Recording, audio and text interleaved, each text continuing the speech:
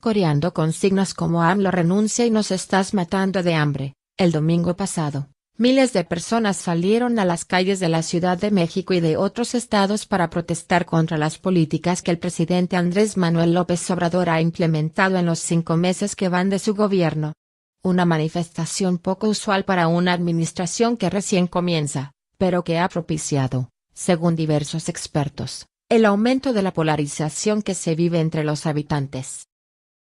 De acuerdo con estimaciones del gobierno de la Ciudad de México, asistieron cerca de 10,000 personas en las que participaron organizaciones civiles y ciudadanos, y, aunque la marcha no está ni cerca de ser de las más numerosas que se han registrado en México, evidencia un aumento en el número de personas que manifiestan abiertamente su inconformidad por las decisiones que está tomando el mandatario.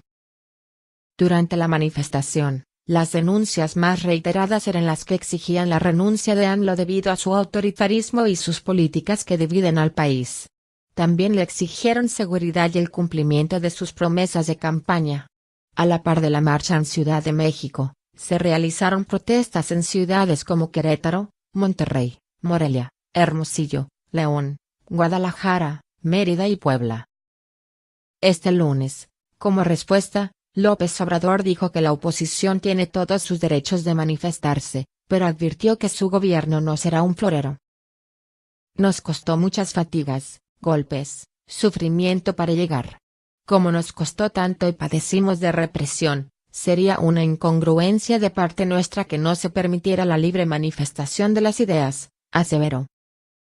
Estas marchas llegan menos de un año después de las elecciones del pasado 1 de julio, en la que López Obrador obtuvo un histórico 53% de los votos y meses después llegó a tener el 80% de aprobación, según diversas encuestas.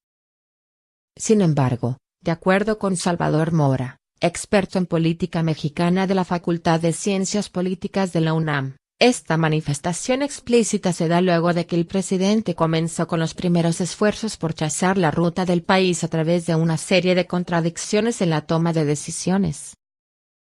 La gente ha comenzado a notar que en esa toma de decisiones se utiliza un discurso que no necesariamente significa verdaderas transformaciones estructurales. Dan cuenta de la limitación que existe entre el discurso y la realidad. Son solo menciones mediáticas que tratan de decirle a la población que se está haciendo algo, señala.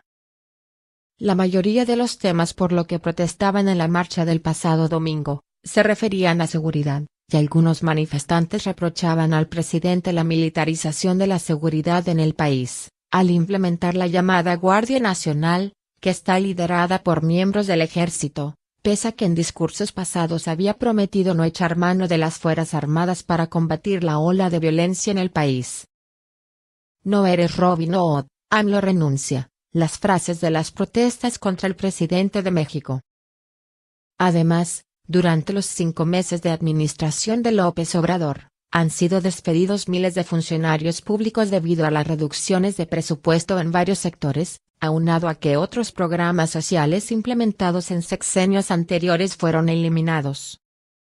Hay contradicciones en materia de seguridad y social, decisiones con las que se perjudica a poblaciones que recibían beneficios. Esta desproporción genera mucho encono, detalló. De acuerdo con el politólogo, en sexenios anteriores, no había muestras de rechazo tan evidentes ni con tan poco tiempo de haber llegado al poder, debido a que la mayoría de los mandatarios recibían un clima económico y social estable o predecible, que en los primeros meses tenía continuidad, algo que no sucedió al inicio de la administración de AMLO. Otras administraciones han dejado muy claras cuáles serán sus políticas, algo que no sucede con López Obrador pues es un proyecto unidirigido. Eso es lo que está causando el debate. Esta vez no se escucha pedir que se vaya el gobierno, se pide que se vaya específicamente López Obrador. Porque es el hombre que ha personalizado las decisiones, detalla. La polarización ha aumentado al punto que los números de aprobación del presidente han ido a la baja. De acuerdo con una encuesta que cada semana realiza Consulta Mitofsky, desde que inició el conteo, el pasado 14 de abril, la aceptación del presidente ha ido a la baja al ubicarse en 67.8%, y descender hasta el 60.3% el pasado fin de semana. Es decir, perdió 7 puntos de popularidad en 3 semanas. Desde la noche misma de su triunfo en los comicios del 1 de julio del 2018, AMLO generó altas expectativas sobre los alcances de lo que promueve como la cuarta transformación del país y un cambio de régimen más que de gobierno, bajo la premisa de combatir la corrupción de arriba hacia abajo. La cota de popularidad que alcanzó en febrero pasado se ha situado en niveles del 80%, más que cualquiera de sus antecesores en el mismo lapso y casi 30 puntos porcentuales encima del 51% de nivel de votación que lo llevó a la victoria. Sin embargo, en estos 100 días también ha hecho una serie de anuncios polémicos en materia de economía, seguridad y derechos humanos que han generado polémica y en algunos casos despertado la desconfianza de organizaciones civiles y empresarios. Adiós al avión oficial y a Los Pinos.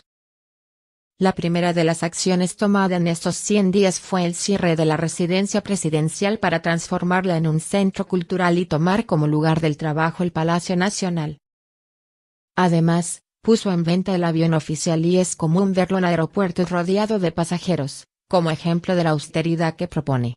La desaparición del Estado Mayor Presidencial para integrarlo al Ejército y la subasta de vehículos de lujo oficiales completan el listado de acciones que he emprendido el mandatario en este sentido. Su decisión personal de bajarse su sueldo se convirtió en una ley aprobada en el Congreso para que nadie en el gobierno tenga ingresos mayores a los del presidente, un asunto que está en la Corte por la oposición a aceptarlo de parte de senadores y organismos autónomos como el Instituto Nacional Electoral. Una Guardia Nacional conformada por militares. Otra de las medidas implementadas fue la creación de una Guardia Nacional como institución policial de carácter civil, aunque integrada inicialmente por elementos de las policías militar, naval y federal, con el objetivo de combatir la inseguridad. La ley fue aprobada el 28 de febrero por la Cámara de Diputados y ha sido avalada por más de 17 congresos. De acuerdo con el dictamen, durante los 5 años siguientes a la entrada en vigor del decreto y en tanto la Guardia Nacional desarrolla su estructura, capacidades e implantación territorial, el presidente de la República podrá disponer de la Fuerza Armada Permanente en tareas de seguridad pública de manera extraordinaria, regulada, fiscalizada, subordinada y complementaria. Sin embargo, pese a la medida, entre los pendientes continúa la urgencia por reducir los niveles de inseguridad y violencia, que se ha recrudecido en los primeros meses de 2019, tras cerrar el año anterior con más de 24.000 asesinatos en el país. Combate contra el huachicoleo.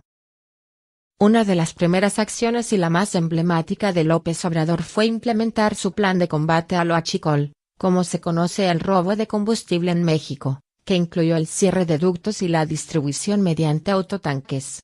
En general fue bien vista salvo por el desabasto de gasolina que también provocó por algunos días.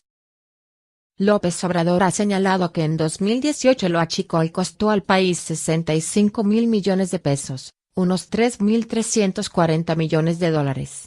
Sin embargo, esta estrategia permitió ahorros por 5.000 millones de pesos, 256 millones de dólares, y espera finalizar el año con 50.000 millones de pesos, 2.565 millones de dólares. Como un hecho colateral a esta medida, sucedió la llamada tragedia de Tlahuelilpan el pasado mes de enero, cuando un ducto clandestino explotó mientras cientos de personas recolectaban gasolina de manera ilegal. El saldo hasta ahora es de 135 personas muertas. Cierre de programas sociales.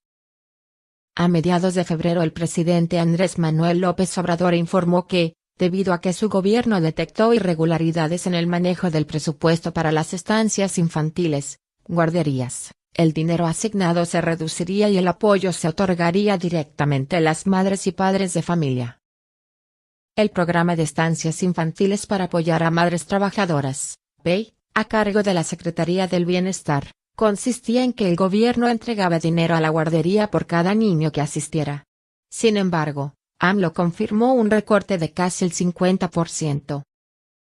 Aseguró que ahora el dinero se entregará a las familias para que éstas paguen directamente a la persona que ellos elijan para cuidar a sus hijos. Y el anuncio ha generado un fuerte rechazo y polémica en México.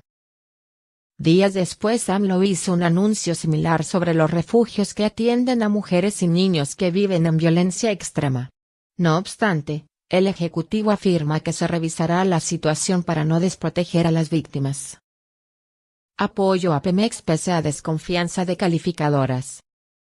En el terreno económico, ha logrado mantener la estabilidad, lo cual ha favorecido la cotización de peso y ha propuesto programas de rescate financiero de Petróleos Mexicanos, Pemex, y la Comisión Federal de Electricidad, CFE, que no han sido bien recibidas por los mercados ni las calificadoras de riesgos.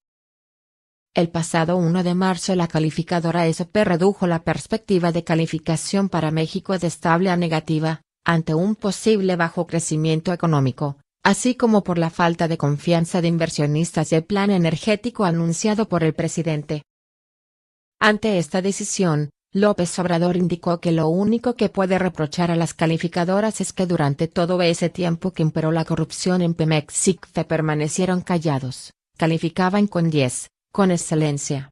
Todo era MB, muy bien, en esos tiempos. Al respecto, López Obrador señaló que su gobierno está lidiando con las consecuencias de la administración anterior. Visas para migrantes que buscan ir a Estados Unidos. En el plano internacional, el gobierno de López Obrador ha estado marcado por las decisiones de facilitar la entrada de los migrantes centroamericanos luego de que a finales de 2018 el gobierno de Estados Unidos anunció una medida que fuerza a los migrantes que piden asilo en la frontera sur a quedarse en México mientras se resuelve su solicitud. Hasta este fin de semana, el gobierno de México ha otorgado más de 13,000 visas humanitarias a migrantes procedentes de Centroamérica.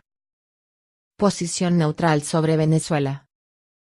A finales de enero el líder opositor Juan Guaidó se juramentó como presidente en el marco de lo que llamó la lucha en contra de la usurpación de la presidencia por parte de Nicolás Maduro, al que considera ilegítimo.